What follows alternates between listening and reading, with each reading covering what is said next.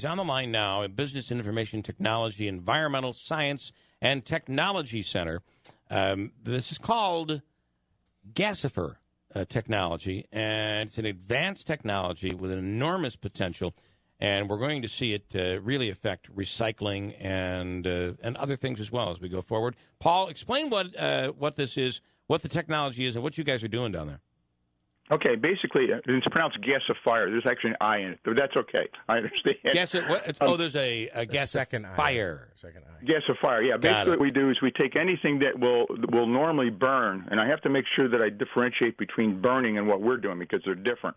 But you take anything that would normally burn, and you basically convert it into a gas that you can then, under control burn, pass into something like a diesel engine or an IC spark engine, and have that run a generator that produces electricity.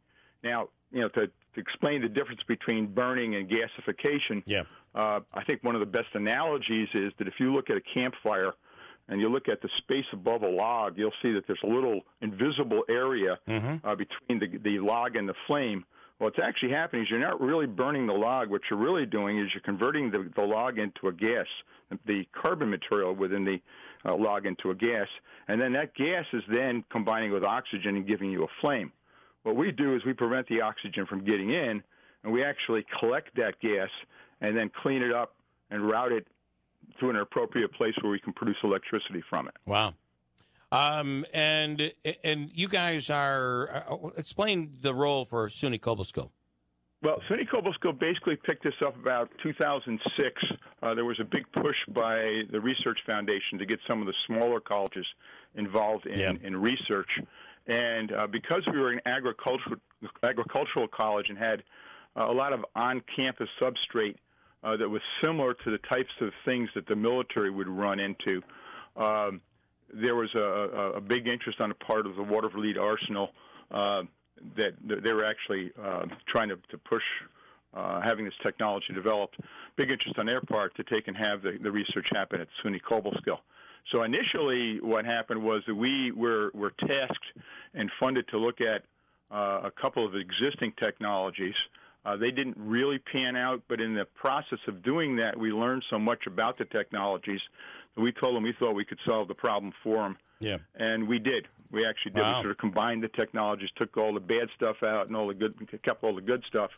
And we now have a system. We actually built a system that we ran for a couple of years for them, running tests on it. It's full size. It'll run a 60 kilowatt military grade diesel generator. Wow. And in fact, it currently exists at SUNY Cobleskill now. We're in the process now of retrofitting it to make it more automated, and went from sort of a research-only unit now to something we can use to do a few more things with it and to illustrate the technologies to interesting parties. So hoping we have that back in operation, so you're somewhat automated by probably by mid-fall. All right. You're right. So you're burning trash here, right? Yes, it's basically municipal solid waste. We actually put together a prescription per the Army's formula as to what they were interested in, what they use on forward operating bases. Their interest, incidentally, was primarily because on forward operating bases, basically it can cost them anywhere between $45 and $450 a gallon to pour diesel fuel out there so that they can actually run these generators. So when they initially talked to us, they said, "Boy, if we can cut that down by 10%, it'd be significant." What's happened is we really come up with a system that runs clean enough that we're now looking at commercialing it. Wow. So when you say this runs clean, when we think of, because I remember as a kid, we didn't have a garbage man come by. We delivered our garbage to the dump, and every once in a while they'd burn the garbage at the dump, and that was just so toxic, and the pollutants that came out of that were it just was not clean. You're saying this is, though, you can do this in a way that it's cleaner than burning diesel fuel.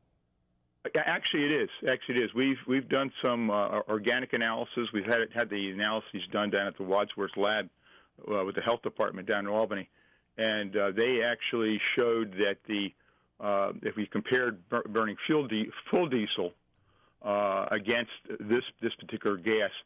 That there were only a couple small peaks that you could take out with catalytic converter, as opposed to a lot of these crazy peaks that you got with the diesel fuel. All right, and the other part of this that I find interesting is that there's obviously there's waste that comes when you burn. There's waste. There are ashes, but you're able to use the ashes as well.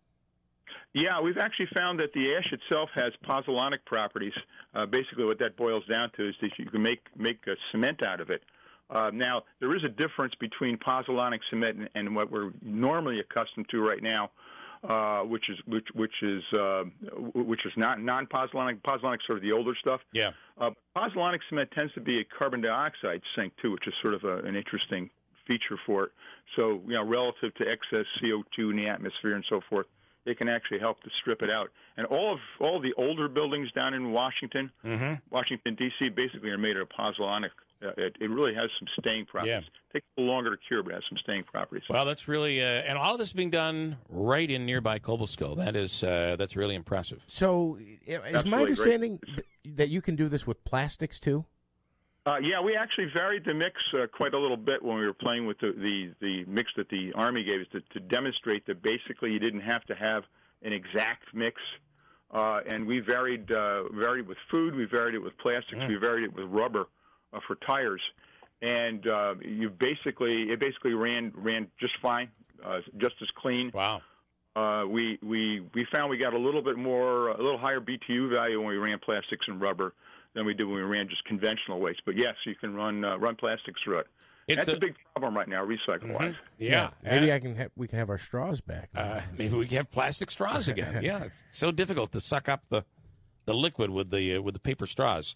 We're getting a lot of interest in that regard. We've been talking to people actually from representatives from the United Nations, ocean property, and we intend somewhere down the pike, hopefully, to take a look at whether or not we can help to resolve that issue too. Wow! So one of the pluses about this is it's portable. I mean, this basically fits on a 40-foot trailer. Wow! So it can move. And you only have one. Is that right? For disaster recovery, for example, it may well be an ideal solution. Oh, that's awesome. And you only have one, right? Is one, or you can make 100 of them? I mean. Well, we currently have one. There's one. Okay. We've basically taken that apart during the summer because we never really did a good set of engineering drawings for them, and we're in the process of doing that now as we reassemble it. In fact, I think it's pretty much all back together again. Do you guys have a patent on this? Is it on the process? I mean, is this something you're able to do? Yes, there's a patent pending. SUNY Research Foundation basically administers it, and it's basically owned by SUNY. SUNY Research Foundation for SUNY Cobleskill. This could be, it looks like this is promising. By the way, just for electricity alone, the process that you're talking about, I believe, will cut in half by 50% the amount of fuels that are used in order to deliver electricity. I mean, you're cutting back on that by 50%, which is unbelievably theoretically, impressive. we can cut back as much as 80%. We've gotten up to 80%. There's some refinements we have to do in order to get it to do that consistently. But yes. And I mean, the other nicety is that the system will take the trash as is. There's no pre-processing. Wow. All right. Right. Professor Paul Amodeo, we appreciate your time and what you're doing down there. It is the future. Really, really cool. Good. Thank you very much for giving me the opportunity to talk about it. All right. We'll do it again as you continue to progress on this. Really big. Thank you very much. All right.